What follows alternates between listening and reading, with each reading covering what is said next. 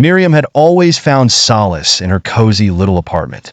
It was her sanctuary, a place where she could escape the hustle and bustle of the city. But one evening, as she settled into her favorite armchair with a book, she heard a faint whisper. At first, she dismissed it as the wind or perhaps the old pipes. However, the whispers persisted, growing clearer and more distinct with each passing day. They seemed to come from the very walls of her home. "She's hiding something," the walls would say. "You can't trust her." Miriam tried to ignore these murmurs, chalking it up to stress and an overactive imagination. But the whispers wouldn't be silenced. They began to speak of secrets from her past, things she had buried and forgotten. "You remember what you did, don't you?" they taunted.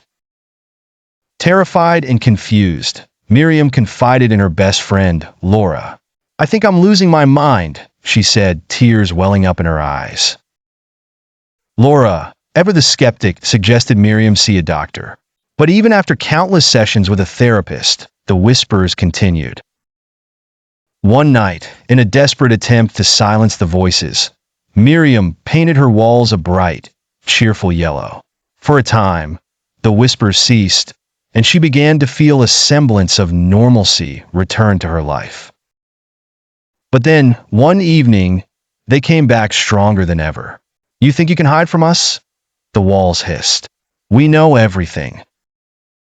As the weeks dragged on, Miriam's paranoia grew. She became suspicious of everyone around her.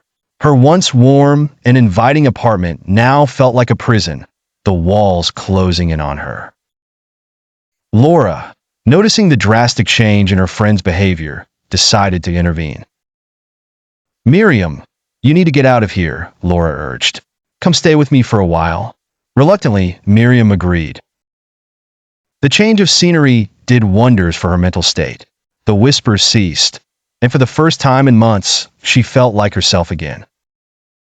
But in the stillness of the night, as Miriam lay in bed at Laura's house, she heard a faint, familiar whisper. "We found you."